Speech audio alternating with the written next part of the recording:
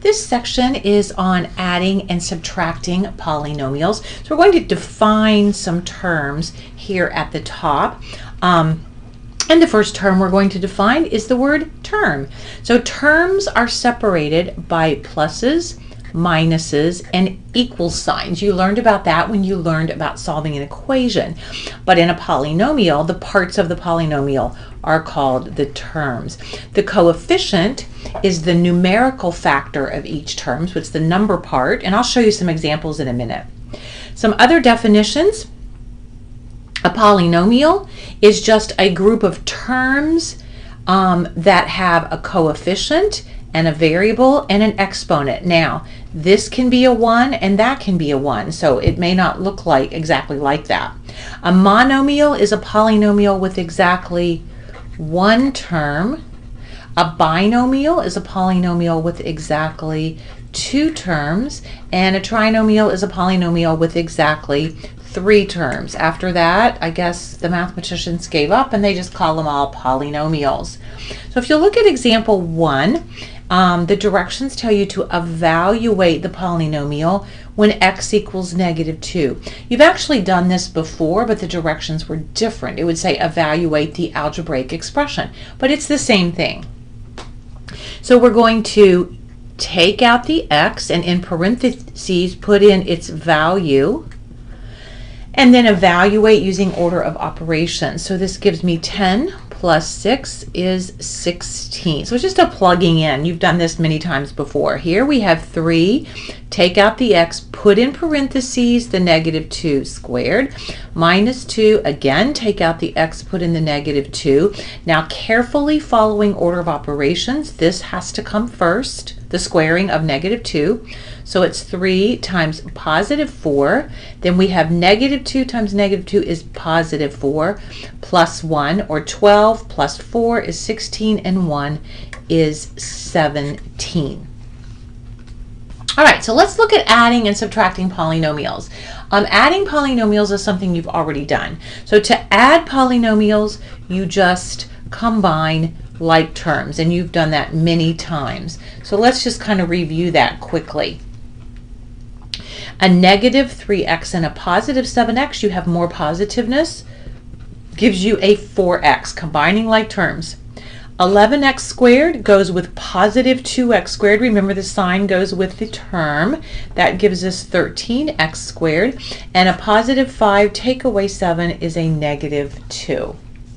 Here we have a 9x cubed, and another x cubed is a 10x cubed. Notice that the exponents are not changing. We're not multiplying like we did with the exponent chapter. 5x squared has nothing to go with it, so I cross it off and write it down. +6x minus 9x is -3x, and then -3. Here it looks a little different because this is considered one polynomial and this is considered a second one, but because we are adding them, you are still just combining like terms. So what goes with 4x cubed? Nothing. So we write 4x cubed. -6x squared and +5x squared is -1x squared.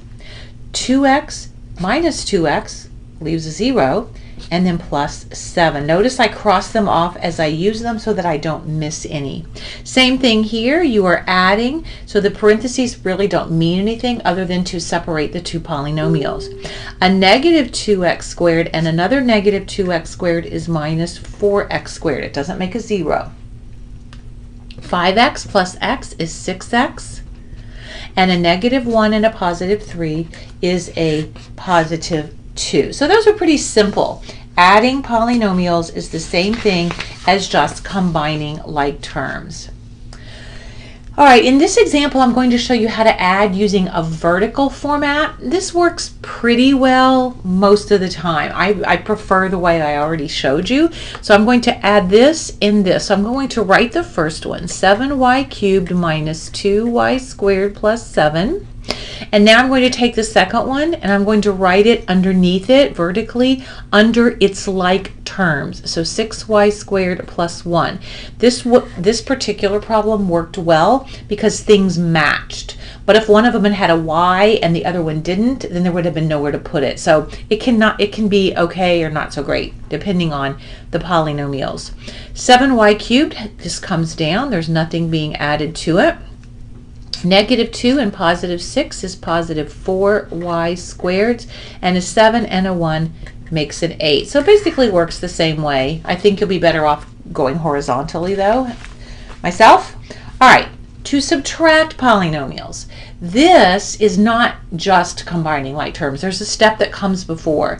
So think about when we learned about integers. Negative 4 minus negative 7. We learned to go change and change, right? Two negatives made a positive. So that's what you're going to be doing here. You're not really going to subtract. You're going to change to addition and change all signs that follow. And I'll show you what I mean. And that just says that follow, if you need to see that side. So here we want to do the subtraction.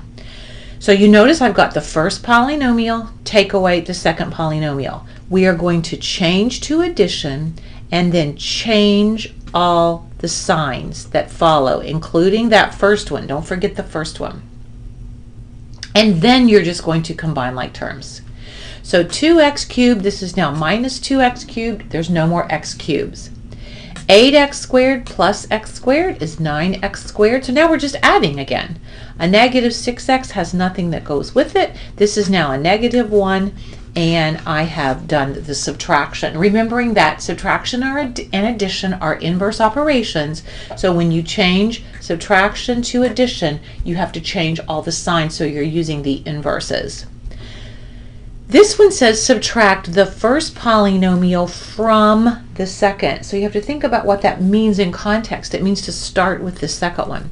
So we've got minus 3y squared minus 2y plus 11, subtracting 5y squared plus 2y minus 6. And how are we going to do that? We're going to change to addition, change all the signs that follow. And then you just combine like terms. So negative 3y squared minus 5y squared, negative 8y squared. A negative 2y and a negative 2y is a negative 4y. And 11 and 6 is 17. All right. So let's do a little comparison of the addition of polynomials that we're doing now compared to multiplication of polynomials that we did in some of the last section where we were changing the exponents. Here I'm just combining like terms. 5x cubes and 3x cubes is 8x cubes. But 5x cubed times 3x cubed, here I multiply and I use my product rule. That's x to the 6th. So it's in multiplication that you change the exponents, not in addition. Here, 7x plus 4x squared, those are not like terms. So all I'm going to do is just rewrite them in descending order. I can't combine them, but I certainly can multiply them. That would be 28. x1 times x2 is x to the 3rd power. So with addition, you have to have like terms in order to combine them. With multiplication, you do not. So really, if you know your exponent rules, multiplication is easier. You will see 3 problems down here on your own. You need to make sure you do those, and if you have questions, bring them to class.